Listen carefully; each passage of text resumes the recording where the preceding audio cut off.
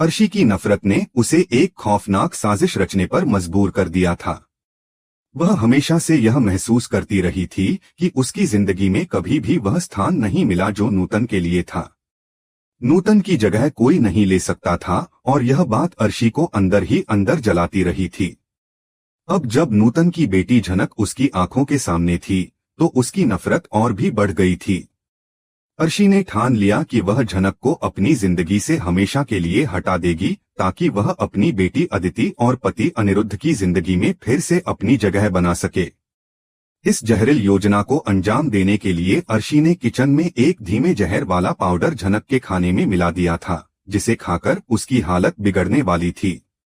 अर्शी का मन इस खतरनाक साजिश में पूरी तरह से डूबा था। वह जानती थी कि झनक को खत्म करने से ही उसका वह सपना पूरा होगा जिसमें वह अनिरुद्ध के दिल में अपनी जगह बना पाएगी। अर्शी ने झनक के खाने में वह जहर मिलाया और एक कोने में खड़ी होकर इंतजार करने लगी कि कब झनक उस खाने का पहला निवाला ले। लेकिन अर्शी को यह नहीं पता था कि किस्मत उसे और उसकी बेटी अदिति को ले डूबेगी। डाइनिंग टेबल पर खाने की प्लेट्स की अदला-बदली हो रही थी और अर्शी की वह जहरीली प्लेट गलती से अदिति के सामने आ गई। अर्शी ने अपनी जीत की मुस्कान के साथ यह सब देखा, लेकिन उसका दिल उस वक्त रुक गया जब उसने देखा कि झनक नहीं बल्कि अदिति ने वह जहरीला खाना खा लिया। अदिति, जो अर्शी की जान और अनिरुद्ध की बेटी थी, इस बात से बिल्कुल अनजान थी कि उसकी अपनी मां ने उसे मारने के लिए वह खाना तैयार किया था। जैसे ही अदिति ने वह खाना खाया, उसकी तबीयत अचानक बिगड़ने लगी। वह खांसने लगी और उसकी हालत गंभीर होने लगी। अनिरुद्ध और एसपी ऋषि, जो डाइनिंग टेबल पर मौजूद थे, घबराकर उसकी तरफ दौड़े। अदिति का चेहरा नीला पड़ने लगा था और उसके शरीर में ऐंठन होने लगी थी। ऋषि, जो एक काबिल पुलिस अफसर था, तुरंत समझ गया कि यह साधारण खांसी नहीं है बल्कि किसी साजिश का हिस्सा है। वह अपनी पत्नी को जल्दी से उठाकर अस्पताल की ओर दौड़ पड़ा। अर्शी के मन में उस समय हजारों विचार चल रहे थे। वह समझ गई थी कि उसने अपनी बेटी के साथ क्या किया है। अब उसे डर था कि यदि अदिति को कुछ हो गया तो वह खुद को कभी माफ नहीं कर पाएगी। वहीं अनिरुद्ध की हालत भी बदतर थी क्योंकि वह अपनी बेटी को इस हालत में नहीं देख सकता था। उसे इस बात का भी शक था कि शायद झनक ने बदला लेने के लिए अदिति को निशाना बनाया है। अस्पताल में स्थिति बेहद गंभीर हो गई थी।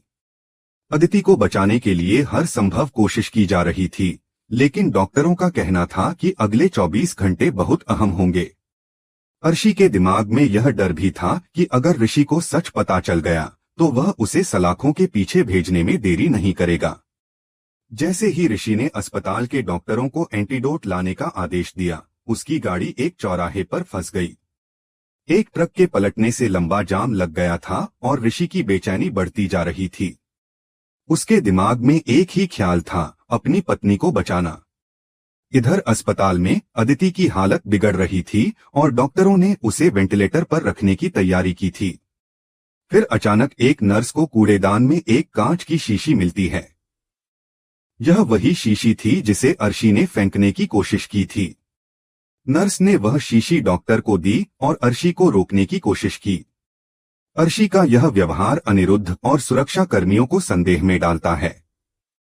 इसी समय ऋषि के जूनियर अफसर अस्पताल में पहुंचे और उन्होंने अर्शी की छानबीन शुरू कर दी। अर्शी अब घबराहट के साथ यह सोच रही थी कि यदि अदिति को कुछ हो गया तो वह कभी मुंह नहीं दिखा सकेगी। अनिरुद्ध भी अब समझ चुका था कि घर के अंदर ही किसी ने यह साजिश रची थी। उसका शक अब अर्शी की तरफ ही था क्योंकि उसकी आंखों में अपराधी वाला भाव साफ दिखाई दे रहा था। अंत में ऋषि को एंटीडोट लेकर अस्पताल पहुंचने में कामयाबी मिली। जैसे ही वह एंटीडोट को अदिति को देने में सफल हुआ, सभी की सांसें थम गईं। अब यह पूरी तरह से ऊपर वाले के हाथ में था कि अदिति को बचाया जा सके या नहीं। अर्शी की हालत बेहद खराब हो गई थी। उसकी घबराहट अब एक अपराधी की तरह दिखने लगी थी। उसे डर था कि अगर अदिति ने होश में आकर सच बता दिया तो उसकी पूरी दुनिया खत्म हो जाएगी। और हुआ भी यही। जब अदिति होश में आई तो उसने अपनी मां अर्शी का नाम लेकर कहा कि उसने ही खाने की प्लेट बदल दी थी। यह सुनकर पूरा अस्पताल सन्न रह गया। अर्शी की सारी दुनिया पल भर में खत्म हो गई। उसकी खुद की बेटी ने ही उसे बेनकाब कर दिया था। अनिरुद्ध, जिसे अब तक अर्शी के सारे गलत काम पर पर्दा डालते देखा था, अब अपने ही पत्नी को नफरत और तिरस्कार की नजरों से देख रहा था। झनक, जो चुप थी, अब आगे बढ़ी और अदिति का हाथ थाम लिया। जहां एक मां की नफरत ने उसकी खुद की बेटी की जान तक खतरे में डाल दी थी। लेकिन अंत में यह सच सामने आ ही गया कि जब भी हम अपने करीबी रिश्तों में नफरत का बीज बोते हैं, तो वह सिर्फ दूसरों को ही नहीं, खुद को भी नुकसान पहुंचाता है। अर्शी अब पूरी तरह से घिर चुकी थी और उसे समझ आ गया था कि अब कोई रास्ता नहीं बचा। अदिति के शब्दों ने पूरे परिवार के भीतर जैसे बवंडर मचा दिया था। अस्पताल के आईसीयू में जैसे ही अदिति ने अर्शी की करतूत का पर्दाफाश किया, वहां का माहौल एकदम बदल गया। अर्शी, जो हमेशा अपनी चालाकियों से दूसरों को नियंत्रित करती आई थी, अब अपने ही परिवार के हाथों फंसी हुई थी। उसने जो किया था, उसका अब कोई बचाव नहीं था और वह जान चुकी थी कि उसका अंत निकट आ चुका है। अब ऋषि ने अपनी पूरी तन्मयता से इस केस को संभाल लिया था और वह अपने पेशेवर रूप को अपनाकर अपनी पत्नी की मां को गिरफ्तार करने की प्रक्रिया में जुट गया था। अर्शी ने चिल्लाकर अपनी सफाई देने की कोशिश की कि उसने जो कुछ भी किया, वह अपनी बेटी के भविष्य के लिए किया था। लेकिन उसके इस बचाव का कोई असर नहीं हो रहा था। उसका यह दावा बेबुनियाद था, क्योंकि कोई भी जहर किसी के भविष्य को नहीं संवार सकता। अदिति के चेहरे पर दर्द और आतंक का वह खौफनाक दृश्य बार बार अर्शी के सामने घूम रहा था। अनिरुद्ध, जो कभी अपनी पत्नी की सारी गलतियों को नजरअंदाज करता आया था, अब पूरी तरह से उसकी नफरत से भर चुका था। उसकी निगाहों में अपनी पत्नी के लिए अब कोई जगह नहीं थी। ऋषि की आवाज जैसे अस्पताल के सन्नाटे को चीरते हुए अर्शी तक पहुंची और उसने कांस्टेबल्स को आदेश दिया कि अर्शी को हिरासत में लिया जाए। अर्शी की चीखें अब पूरे अस्पताल के गलियारों में गूंज रही थीं, लेकिन कोई भी उसकी मदद करने के लिए आगे नहीं बढ़ा। अनिरुद्ध, जो पहले उसे कभी भी अपने परिवार की शान मानता था, अब उससे दूरी बना चुका था। अस्पताल के आईसीयू में एक नया ड्रामा शुरू हो गया था और ऋषि ने अब अपना पुलिस अफसर वाला रूप अपना लिया था। अब अर्शी को लेकर फॉरेंसिक टीम की रिपोर्ट आई, जिसमें यह साफ हो गया कि जो जहर अदिति के शरीर में मिला था, वही जहर अर्शी के पर्सनल लॉकर से बरामद हुआ था। अर्शी की साजिश पूरी तरह से उजागर हो चुकी थी। एक पल के लिए अर्शी ने पागलपन में स्वीकार किया कि उसने ही वह जहर मिलाया था, लेकिन वह यह कहकर अपनी सफाई देने की कोशिश करती है कि वह झनक के लिए था। अर्शी का इकबालिया बयान सुनते ही अनिरुद्ध ने उसे जोरदार तमाचा जड़ दिया, जो सालों की खामोशी और नफरत का परिणाम था।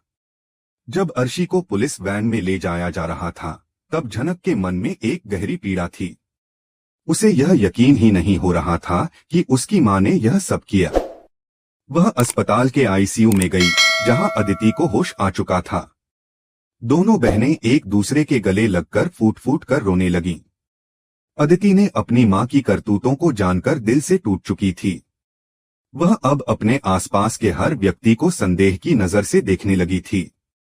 अर्शी को पुलिस स्टेशन में बैठाकर जब झनक उससे सच जानने की कोशिश करती है, तो अर्शी एक शर्त रखती है कि अगर उसे जेल से बाहर निकाला जाए तो वह नूतन की मौत का राज खोल देगी।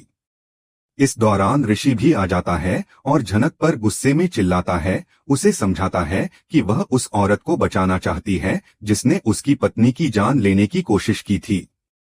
झनक के पास अब ऋषि के सवालों का कोई जवाब नहीं था। उसकी आंखों में सिर्फ आंसू थे। अनिरुद्ध भी चुप था, क्योंकि उसे समझ आ गया था कि अगर वह ऋषि की जगह होता तो शायद वही करता। अस्पताल में अदिति की हालत में सुधार तो हो रहा था, लेकिन उसकी मानसिक स्थिति अब पहले जैसी नहीं रही थी। वह अपनी मां के चेहरे को हर जगह देखती थी। जब अदिति को यह पता चलता है कि झनक अपनी मां को बचाने की कोशिश कर रही है, तो उसे गहरा सदमा लगता है। उसे अब लगता है कि झनक और अनिरुद्ध दोनों ही अपनी मां के साथ मिलकर साजिश कर रहे हैं। लेकिन कहानी का सबसे बड़ा मोड़ तब आया जब अर्शी को जेल में एक शख्स से मिलने का मौका मिला। वह शख्स कोई और नहीं बल्कि बोस हाउस का वह पुराना राजदार था, जो नूतन की मौत के वक्त वहां मौजूद था। यह शख्स था जिसे आज तक कहानी में नहीं बताया गया था।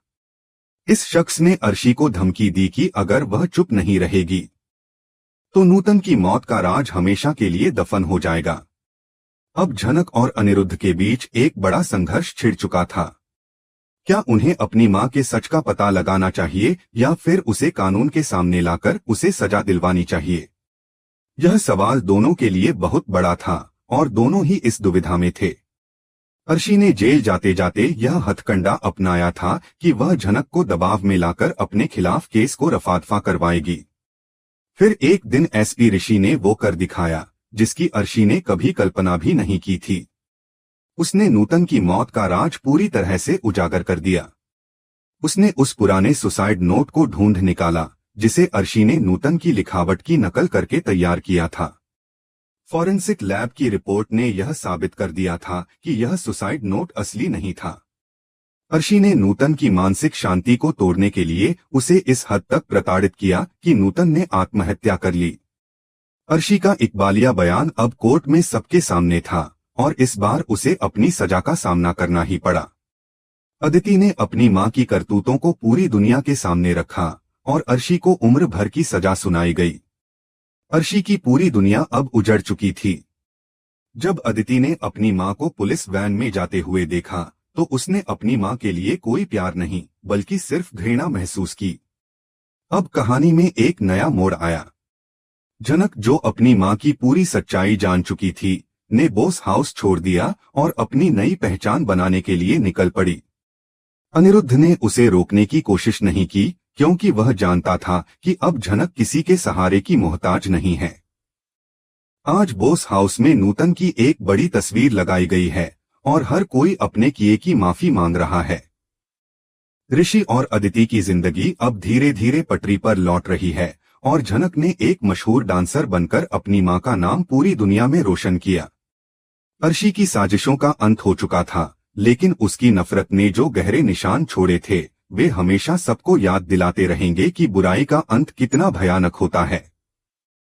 कहानी का यह अंत हमें यह सिखाता है कि सच्चाई को दबाया जा सकता है लेकिन मिटाया नहीं जा सकता। और ऋषि ने यह साबित कर दिया कि जब वर्दी के साथ सच होता है तो कोई भी अपराधी उसे छिपा नहीं सकता।